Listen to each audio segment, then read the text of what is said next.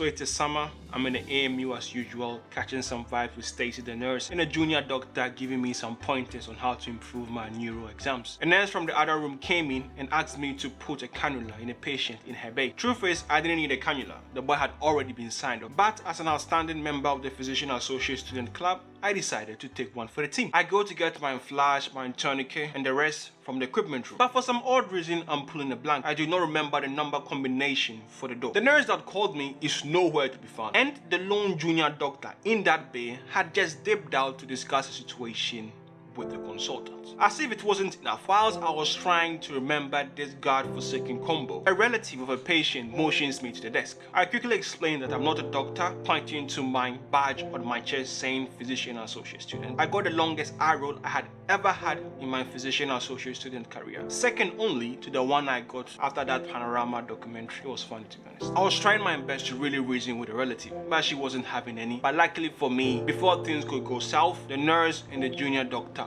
walked in. I abandoned the relative to the junior doctor to handle the business, and I went with the nurse into the equipment room. With my equipment in hand, I scrrrr, but the junior doctor on the other hand was catching an earful. I get to the cubicle, an old boy is sitting in the armchair, looking deep in his thoughts. My man was looking like a philosopher. You know the drill. I get in there, I give him the introductory spiel. I'm a PA student, blah blah blah blah, and I get to business. My Dracula instincts kick in, and I notice very juicy vein on the forearm. I stick the blue needle in, I get the primary flashback, but something ain't quite right. I notice old boy's forearm coming towards me. I try to gently push it back, but then I realize it's not just his forearm. His knees are coming towards me. Practically his whole body is sliding off the chair towards me. I look up, my man's eyes are glazed out and he's drooling from his lips. I began to panic. With one arm holding the cannulated arm and the other holding his body weight, I screamed for help. Bro, it felt like an eternity before anyone could show up. But in the meantime,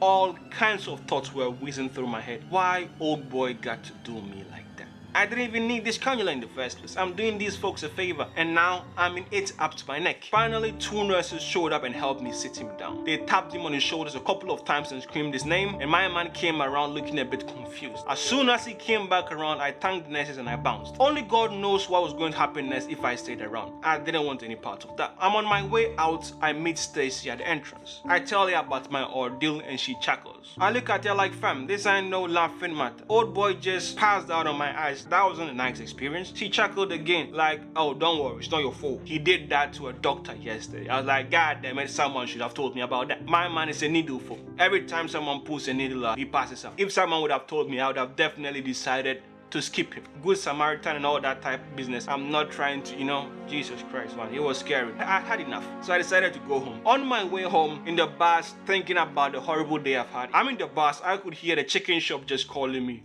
OT, come here, OT, come here. I was trying to be strong, but I decided to just get a quick peek. And who do I find at the chicken shop? Yours truly, the cat lady. As soon as I saw her, I knew she was on a mission. She was in one of them long boots, the ones that look like cowboy boots, one of them ones. I had never seen her in one of those before, right? I get off the bus and go to the chicken shop. As soon as I get into the chicken shop, I peep the situation. Every time I've been in this chicken shop in the past, there's always been an elderly Asian don in there. Today, it was a younger Asian dude. My brother was smitten. Bro was all smiles and blushes. Whatever spell she had cast in there, it was 100% effective. But I'm not a hater, so I just mind my business and decide to order my chicken. 2 pieces and 10 chicken wings. Big boy numbers, that's what we do. So I'm catching up with this enchantress. Our order comes back and we head out. But whilst we are going out, this young Asian dude is still smiling, fam. My man is still smiling like Christmas came early. And to be fair, I couldn't blame him. I've seen all kinds of doctors on the verge of risking it all when Shorty's been around, causing madness in these streets. But anyway, we head out, right? I open my chicken box and I got my 2 piece and my 10 wings. Cat lady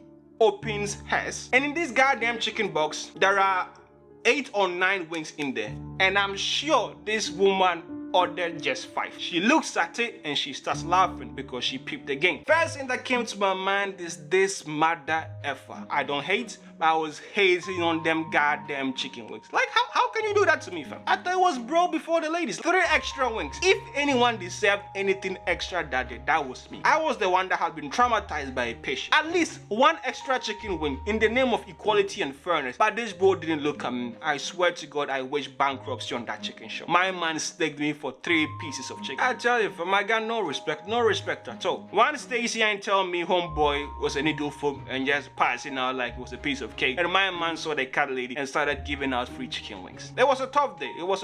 Fam. But if you want to see me in other tough days, click on this video. It's your boy, OT, and I'm out. Salute.